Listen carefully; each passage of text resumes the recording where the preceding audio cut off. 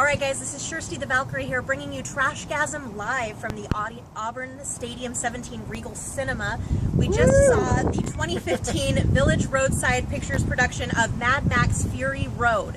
This is a movie that we have been waiting anxiously for at least, for us, a couple of months. I got a countdown at work, so I was counting down the days. So in this movie, we have post-apocalyptic Australia, which you're familiar with the other Mad Max movies. In this, we have an escaped prisoner who teams up with a rogue truck driver, hell-bent on taking down a dystopian madman and his kingdom. So to give you an idea of this movie, this is basically the ending car chase scene from The Road Warrior, extended for 2 hours. 2 hours of greatness. Highlights for me, continuous car chase scenes. The beastly trucks and cars, they look ridiculous. And the best part for me, no forced romance. There are females all over this movie and there was no fake love. I loved that. Only flaw for me, there's one really lame 3D scene that I did not care for, but it's only one scene. Rest of the movie, I know amazing. what you're talking about now. Yeah, the minute you say lame 3D scene, everyone's gonna go, oh. So overall, amazing movie, highly recommended. I give it 10 out of 5 gasoline Slurpees. What did you think of it, Jake?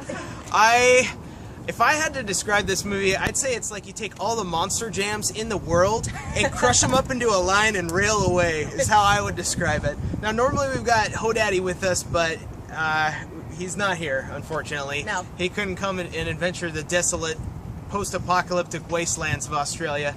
So here's some of our drink for you, homie. Tears. Tears, that's right. Movie-wise, when I have to describe it, I'm gonna say this is like Gone in 60 Seconds on crack. Yes. This is Gone in 60 Seconds mixed with Judge Dredd. Oh God, yes. All the way up. I mean, we're not talking one shark jump. We're talking like 30 shark jumps, one after another, after another, after another, and then you realize, oh shit, the movie's over. That's why we see it again. That's why we see it again. That's right. Altogether, though, you know, the highlights are absolutely nonstop. Had great pacing, and I'm not going to get too into it. The creativity, the tribes, everything in it is awesome to the point where I can't find a flaw, except for that guitar man. Everybody's going to complain about God, the guitar man, who's pretty much going to be the Jar Jar Binks of this Mad Max movie, if you ask me. But when it comes down to a scale of rating it, I'm going to say on a scale of 1, it scores 1 single man tear of happiness. We've also got... Beautiful. We've got some friends with us too.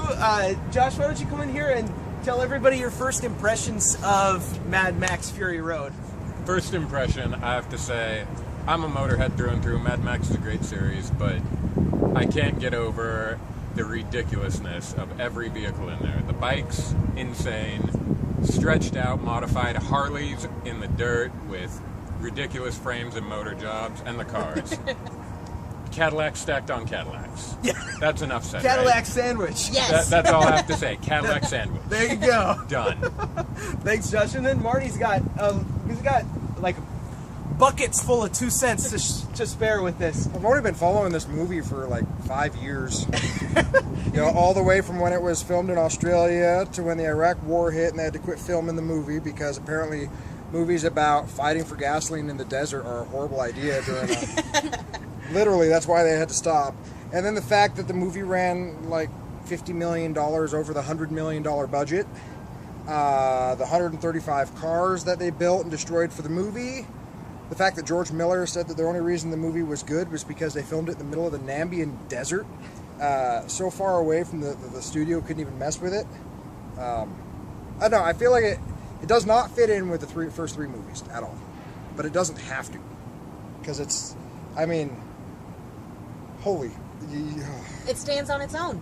It is like the original Gone in 60 Seconds, Dirty Mary, Crazy Larry, Death Proof, and like Sex in the City with chainsaws and... Come on, there's chicks in it. Sex in the City? I was say, that was a weird one to pick. I've never watched that show. Oh, sure.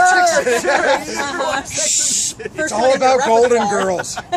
No, it is just the most completely wild, you know, ride, and I can't wait for the second one. You were talking earlier about some cameos, some throwbacks. to some of the characters in there. Oh, yeah. Why don't you go into the details about those?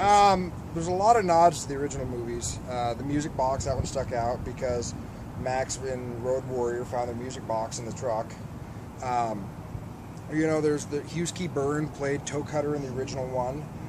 When Hughes Key Byrne gets killed, they do the same little eyes popping out of his head as he does in the original Road Warrior. There's the Interceptor. Holy crap. And I don't want to spoil it. Oh, yeah. I don't know what you're going to say, but anything you say is going to spoil this movie. Go see it! Well, you got your own crazy Mad Max machine back here. Yeah, it's a Ford Taurus. Cool. 1998. 1998 Ford Taurus. Why don't you fire it up?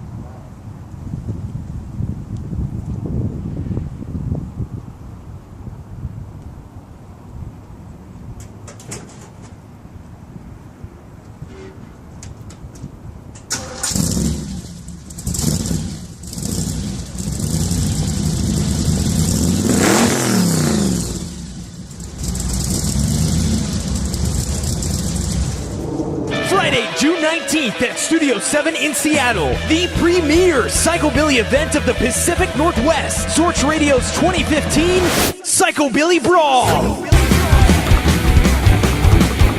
With Gutter Demons. There's a house by the cemetery. There's a house by the railroad track. Gambler's Mark.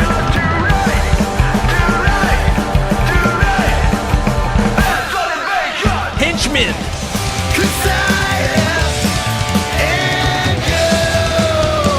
Plus, Hard Money Saints, Raw Dogs, The Mean Street Meanie, and Jake Noose. This event is all ages, bar with ID. Tickets are $20 advance at psychobillybrawl2015.brownpapertickets.com or 22 the day of the show.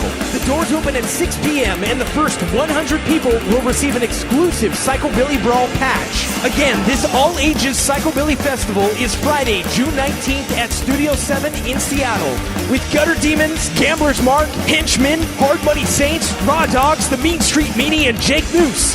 That's psychobillybrawl2015.brownpapertickets.com.